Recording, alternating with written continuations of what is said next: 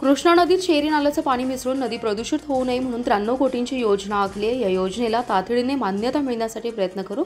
याबरोबर सांगलीतील नागरी पूर व्यवस्थापन आणि पावसाचं पाणी निचरा करण्यासाठी 611 कोटी रुपयांचा आराखडा महापालिकेने शासनात सादर केलाय।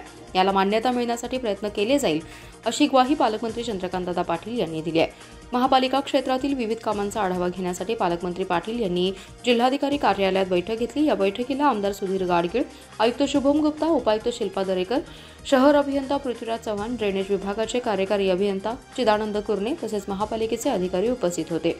पालकमंत्री चंद्रकांतदादा पाटील यांनी महापालिकेच्या विविध योजनांचा आढावा घेतला। महापालिका क्षेत्रातील पूर नियंत्रण तसेच शामरावनगरसह परिसरातील पावसाच्या पाण्याच्या निचऱ्यासाठी 611 कोटींच्या प्रस्तावाचं सादरीकरण शनिवारी पालकमंत्री चंद्रकांत पाटील यांच्या समोर करण्यात आले। महापालिकेचे आयुक्त शुभम गुप्ता यांनी या प्रकल्पाची माहिती सादर केली। हा प्रकल्प मार्गी लावण्यासाठी प्रयत्न करू अशी ग्वाहीही त्यांनी दिली आहे। तर महानगरपालिका क्षेत्रातील पूरग्रस्तांचे प्रश्न मिटले पाहिजेत। 2019 व 2021च्या पुराची स्थिती पुन्हा उद्भवू नये यासाठी आवश्यक उपाययोजना करणं आवश्यक आहे असं मत पालकमंत्री चंद्रकांत पाटील यांनी व्यक्त केले।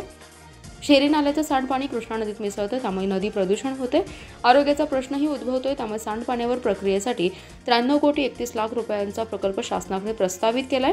शासनाची प्रशासकीय मान्यता रखडली असल्याचे पालकमंत्र्यांचं लक्ष वेधण्यात आले।